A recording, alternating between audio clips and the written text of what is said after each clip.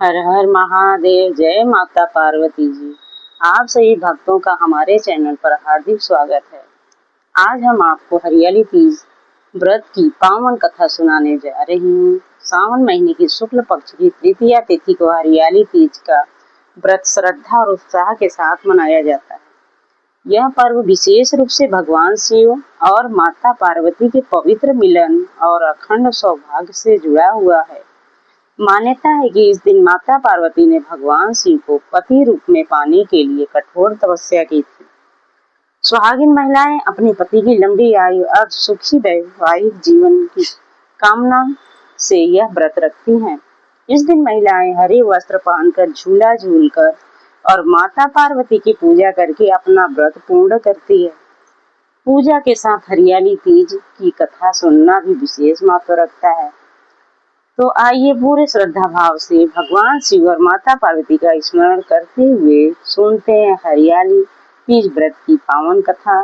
कथा सुनते समय मन में ओम नमः शिवाय का जाप करते रहे। माता पार्वती और भोलेनाथ आप सभी पर अपनी कृपा बनाए रखे। हर हर महादेव। आइए पहले हरियाली तीज के महत्व के बारे में जानते हैं। इसकी तिथि कब है? यह व्रत सावन महीने के शुक्ल पक्ष की तीज को मनाया जाता है।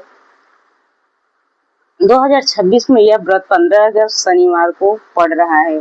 इसे उत्साह पूजा भी कहते हैं क्योंकि इसमें बहुत उत्साह के साथ उत्सव मनाया जाता है, जैसे झूला झूलना और हरे वस्त्र पहनना। इसकी पूजन विधि जानते हैं। शिव पार्वती पूजा। इस दिन भगवान शिव और माता पार्वती की विशेष पूजा होती है। सोने की गौरी या हल्दी की गांठ से गौरी बनाकर पान पर आसन देकर बिठाया जाता है। मिट्टी के शिवलिंग। सावन में मिट्टी के शिवलिंग बनाकर पूजा करना अत्यंत शुभ माना गया है। कथा श्रवण। पूजा के दौरान हरियाली तीज की कथा सुनी जाती है। घर की कोई एक महिला कथा पढ़ती है और बाकी सभी सुहागन महिलाएं हाथ में अक्षत फूल लेकर कथा का श्रवण करती है। व्रत के नियम और दान क्या क्या है ये बताते हैं। निर्जला व्रत। इस व्रत को 3 वर्षों तक निर्जला बिना जल और भोजन के रखना अत्यंत शुभ माना गया है। मायके और ससुराल की परंपरा। आम तौर पर पहला व्रत मायके में शुरू किया जाता है। यदि महिला ससुराल में है तो मायके से तीज का सामान आता है और मायके में है तो ससुराल से जाता है। दान और बायना। पूजा के बाद श्रृंगार का सामान, कपड़े, फल और मिठाई दान की जाती है। यदि घर में दान लेने वाली कोई महिला न हो तो इसे मंदिर में देवी जी को अर्पित किया जा सकता है। झूला का उत्सव। इसी दिन से झूला डालने की परंपरा शुरू होती है, जो भादों की तीज या हरितालिका तीज तक चलती है। विशेष सुझाव इसके बाद। व्रत के दिन काम, क्रोध, लोभ और निंदा से दूर रहकर देवी से निर्विघ्न व्रत पूर्ण करने की प्रार्थना करनी चाहिए। सभी सुहागिन महिलाओं को अपने स्वास्थ्य और सौभाग्य के लिए शिव पार्वती की आराधना करनी चाहिए।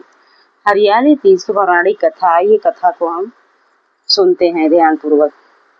माता पार्वती का तप। माता पार्वती ने भगवान शिव को पति रूप में पाने के लिए 12 वर्षों तक गंगा तट पर कठोर तपस्या की। उन्होंने अन्न जल त्याग कर भीषण गर्मी और सर्दी में अपनी साधना पूर्ण की।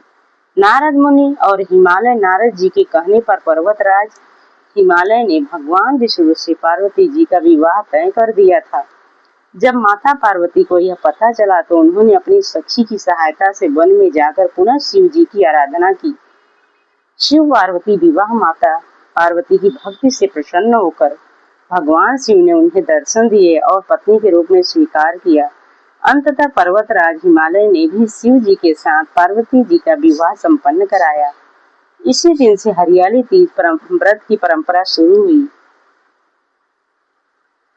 दूसरी कहानी के बारे में आइए। सुनंदा की सामाजिक कहानी। सुनंदा की समस्या, सुनंदा की शादी। सुनंदा की समस्या। सुनंदा की शादी के बाद यह पहली तीज थी। उसकी सास सुनंदा की मां के प्रति कटु व्यवहार रखती थी और सुनंदा को भी नीचा दिखाती थी। सुनंदा की सामाजिक कहानी। सुनंदा की समस्या। सुनंदा की शादी के बाद यह पहली तीज थी। उसकी सासू सुनंदा की मां के प्रति कटु व्यवहार रखती और सुनंदा को भी नीचा दिखाती थी। घटनाक्रम। तीज के दिन सुनंदा की सास की तबीयत खराब हो गई। सुनंदा ने खिड़की तोड़कर अंदर जाकर उनकी जान बचाई और उनकी सेवा की। हृदय परिवर्तन। अपनी बहू की सेवा और निस्वार्थ प्रेम देखकर सास का हृदय परिवर्तन हो गया।